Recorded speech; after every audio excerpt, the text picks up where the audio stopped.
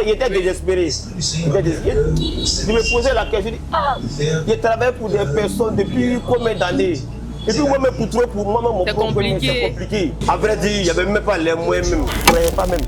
Malgré 50 000, il a payé ça comment? Il a joué au BPC, il y a l'un de mes grands frères qui a dit qu'il allait payer seconde.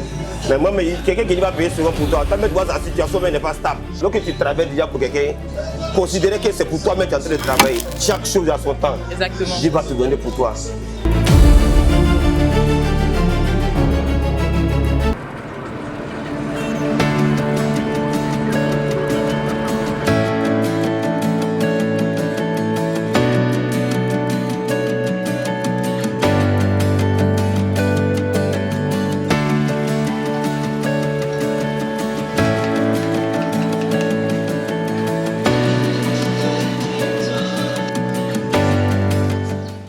Pour certains, entreprendre est un choix de vie. Pour Valentin, c'est devenu une nécessité et une passion. Dans le quartier de Bingerville, il consacre ses journées à vendre le garba, mêlant travail acharné, discipline et ambition. Une journée avec lui pour comprendre son quotidien. Je me nomme Thibaut Valentin. Je suis un vendeur de garba. Je réside au quartier Savane Énergie. Ok, depuis combien de temps tu vends le garba? Ça fait au moins 8 ans. Hein. Mais à mon propre compte, ça fait au moins 5 ans. Puisqu'avant, je travaillais pour un particulier. Sinon, à mon propre compte, ça fait au moins 5 ans. Monsieur Thibaut Valentin, installé à Bingerville dans le quartier Savane, évolue dans l'entrepreneuriat depuis maintenant 8 ans. Après plusieurs années d'expérience, il a décidé de se lancer à son propre compte il y a 5 ans. Bon, avant de me mettre à mon propre compte, je peux dire que ça n'a pas été facile. Hein, puisque pendant au moins 4 ans, j'ai travaillé avec lui. Bon, il m'avait confié toute la charge. Et un jour, il est revenu. Il a dit comme ça qu'il allait reprendre son coin. Et aussi, il n'avait pas hésité. Il a laissé la place. Il a pris son coin, il a cherché des nouveaux éléments. Et en fait de compte, il trouvait que moi, il n'étais pas un bon élément, il ne travaillait pas bien. Donc c'est comme ça que j'ai été voir ma mère pour lui expliquer. Et ce dernier, il peut dire qu'il était comme un frère pour nous. Voilà, les parents ont grandi ensemble et c'est comme ça. Lorsqu'on a arrêté les cours, c'est lui qui m'a fait venir à Abidjan. Et il m'a dit comme ça, de venir, on va travailler ensemble. Et après, c'est comme ça les choses se sont déroulées. Et ma mère m'a conseillé comme ça que ce n'était pas bon de les quitter comme ça. Quelqu'un qui t'a accepté pour travailler avec lui, puis le quitter un coup comme ça, c'est pas trop bon. Et c'est que je suis resté avec lui. Bon, on travaillait, on continuait de travailler, mais c'était plus comme avant. L'atmosphère avait changé. Voilà, l'atmosphère avait changé. Il y avait des nouvelles personnes à qui faisaient plus de confiance maintenant que moi. Donc, si on veut bien voir, il venait en deuxième position. Oui. Et c'est comme ça. J'avais décidé de chercher un coup. J'ai cherché, mais je n'ai pas eu. J'ai cherché, il n'y a pas eu. C'était un peu difficile. Et on peut dire qu'il a passé au moins 8 mois d'un village, pas loin de Bingerville qu'on appelle Anna. Oui. Oui, il faut plus de 8 mois là-bas, puisqu'il y a mon frère qui fait le levage là-bas. Et puis c'était pas aussi facile lui de son côté. Mais il a persévéré là-bas pendant 8 mois comme ça. Ok. Et c'est comme ça, depuis lors, il cherchait, mais il n'y a pas eu de localité. Il était désespéré. Je me posais la question, je travaille pour des personnes depuis combien d'années? Et puis moi-même, pour moi, mon propre c'est compliqué. C'était tellement difficile. J'ai cherché. Pendant 8 mois, c'était difficile. Un jour, maman me disait comme ça, il ne faut pas t'inquiéter. Ce qui est sûr, Dieu va te donner pour toi un jour. Et comme ça, on continuait de travailler en haut. Et puis bon, ils ont décidé d'arranger la voie, puisqu'on travaille au bord de la voie. Oui. Et ils ne peuvent pas les quitter comme ça. On travaille au bord de la voie et c'est quoi? Les gens décident d'arranger la voie. Et puis bon, ils ont dit qu'ils allaient casser tous les magasins qui étaient au bord de la voie. Et ainsi, ils ont cassé les magasins. Et celui dont ils travaillent, on s'est séparés. Voilà, il peut dire que c'est comme ça que je me suis trouvé à Nantes. D'accord. On s'est séparés. Et après, même m'a rappelé pour dire de venir travailler ensemble. J'ai dit non. Je ne pense pas que ce soit évident. Même ce domaine-là, même, je vais arrêter parce que j'ai trop travaillé pour les gens. Ça me fatigue, ça me fatigue. Moi-même, mon cœur est fatigué. C'est ce que je lui ai dit. D'accord. Donc, c'est comme ça que non.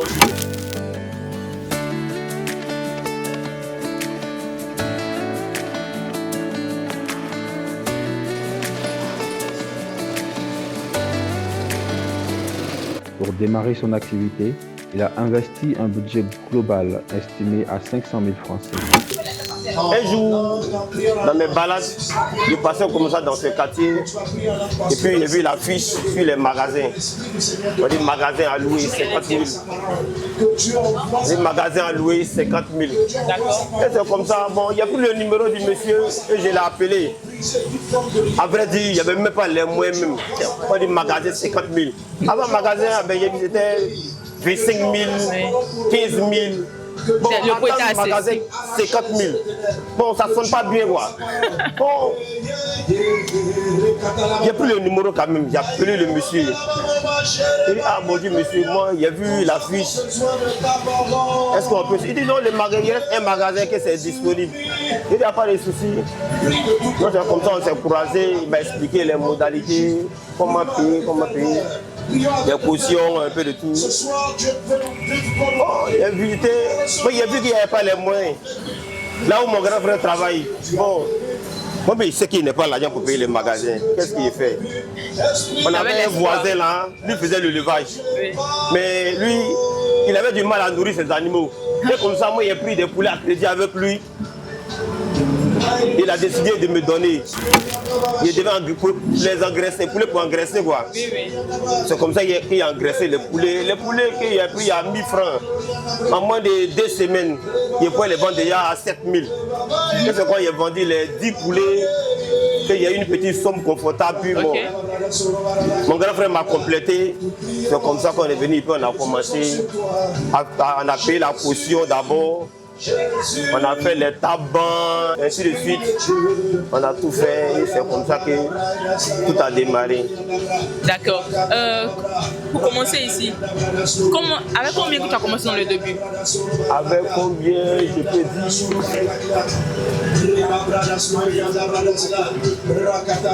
Quand tu calcules un peu, au début, au début, on veut faire un total général, il peut dire qu'il y a moins de 500 000. 500 000. Oui, 500 000. C'est y compris quoi? Tu peux détailler un peu? Bon, y compris le magasin, parce que le magasin, la caution, agence, tout partait dans un peu de. Il peut dire 250 000. Hein. Ok. Et tout ce que ça peut acheter? Et les bols, les assiettes, le gaz, l'huile, la ticket, y compris. Tu peux finir à ticket combien? De poisson, là. Quoi est ton enfant là? À ticket. Elle a son quoi? 200. Elle n'est pas. Il y en a qui sont là. Ça, c'est combien? 100 francs. À ticket 100 francs. T'en bois ouais. Hein? Non, c'est pour rester ici. Manger ici. De 100 francs, non? Non, elle mange pas. Ouais, 150. Là, tu mets. Ça va combien? Pardon? 150.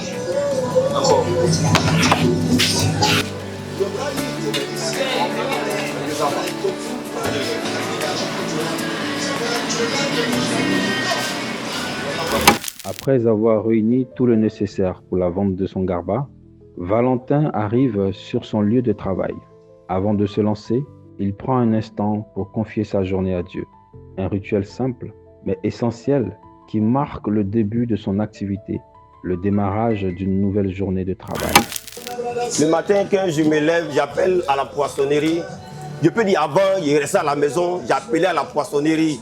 Et comme ça, puisqu'on me connaît là-bas, oui. On prépare, on découpe les poissons déjà et j'envoie peut-être, comment on appelle, les brouettes là. Oui, oui. Ils vont, ils cherchent et puis ils viennent déposer. Et puis en attendant que moi je ne me prépare pour venir, me lever tôt là, ça me fatiguait. Mais maintenant, bon, depuis qu'il y a ma soeur qui est venue, comme elle vient d'arriver, chaque matin, elle se lève au moins à 6 h. elle va à la poissonnerie, elle passe la commande, on découpe ça devant elle, et puis bon, elle donne ça aux gens des brouettes, et puis ils envoient. Oui. Dès qu'elle arrive, elle ouvre la porte, comme c'est elle qui a la clé du gabadrome. Et après, c'est là que les autres employés viennent. D'accord. On essaie de balayer le coin, Mais la première des choses, lorsque moi j'arrive ici, bon, comme eux arrivent avant moi, c'est de balayer, nettoyer, essuyer le coin propre, placer les bols, nettoyer l'oignon, le piment, tout, apprêter tout. Comme vous pouvez le constater, apprêter tout. Et après, bon, lorsque moi j'arrive, la première des choses, ça veut dire il faut que Dieu soit le commencement et la fin, puisque je suis chrétien. Donc lorsque j'arrive automatiquement, j'entre dans le gabadon et je commence à prier. Et si je n'ai pas prié, je ne peux pas commencer à travailler, c'est pas évident, tout sera compliqué ici. Et lorsque j'ai fini de prier, je lave ma main, je viens et puis je prends position pour commencer à servir les clients. Au début, la plus grande difficulté de Valentin a été de réunir les 500 000 francs CFA nécessaires pour démarrer son activité. L'ambition et la détermination ne manquaient pas, mais l'argent faisait défaut. Pourtant, il y a cru en son projet, persévéré, et aujourd'hui, 5 ans plus tard, son travail acharné a porté ses fruits. Dans le début, ce que je peux dire, lorsque même qui prenaient le magasin là, on dit 50 000. Il y avait les gens au quartier, ils ont dit non. Lorsqu'ils ont su que c'était moi qui ai pris le magasin, ils ont dit magasin 50 000. Est-ce que tu vas t'en sortir? Moi-même, je ne croyais pas. Et là où ils vendaient avant, c'était au bord de la route. Mais aujourd'hui, tu as venu prendre un magasin d'un couloir comme ça, c'est pas évident, 50 000. Est-ce que tu pourras t'en sortir? Tous ceux qui étaient au quartier, ils ont refusé les magasins. Ils ont dit magasin 50 000. Mon frère, tu vas t'en sortir? Bon, moi, mais au fait, il y a de la vérité, je ne croyais pas même. Magasin 50 000, j'ai dit, il a payé ça comment? Avant, nous, on payait un magasin, c'était 5 000, la dame venait en question chaque mois. Aujourd'hui, après un magasin, 50 000. Est-ce que tu pourras t'en sortir? Donc, il y avait cette peur en moi. Mais lorsque j'ai commencé, en tout cas, Dieu m'a fait la grâce. Dieu m'a fait la grâce. Dès qu'on a commencé, on a appelé les personnes qu'on connaissait. Pour tout bon début, il faut inviter les personnes que tu connais. Et puis bon, tu les fais manger au gratuit. Yes. Tu vois, non? Comment on peut appeler ça même? Bon, ça c'est la première offrande, les prémices. Effectivement, tout le monde était là, on a mangé, on a bu, on a ri. Et le deuxième jour, le troisième, et ainsi de suite. Les gens commencent à s'habituer au coin. Dieu a su que Dieu avait sa main dedans. Dieu avait déjà sa main dedans. Allez, 100 francs. Prends 300.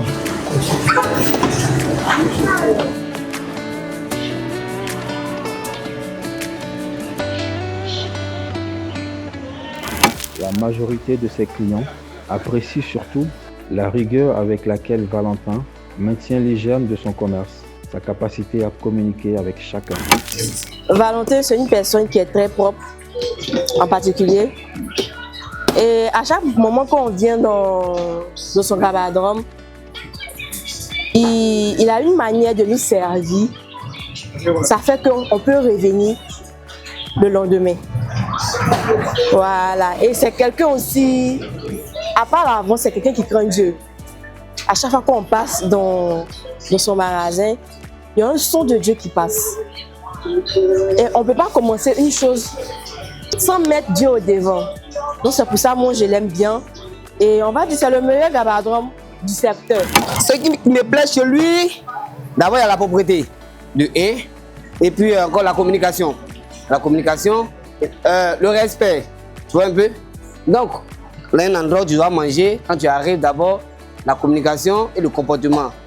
Le premier jour, tu arrives de la manière, on t'accueille, c'est comme ça tu vas te rendre là-bas. Ah, ces personnes-là, ils sont accueillants. Donc, pourquoi ne pas aller là-bas? Donc, c'est ce qui a fait que chaque jour, quand il va tourner, il vient ici.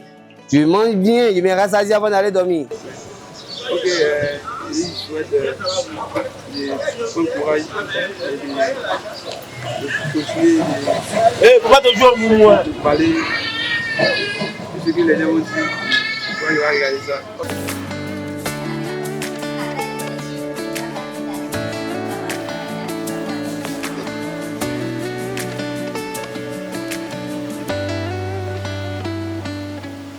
Pour renforcer son équipe, Valentin fait appel à sa sœur Valentine afin qu'ensemble, ils puissent développer et gérer plus efficacement leur activité.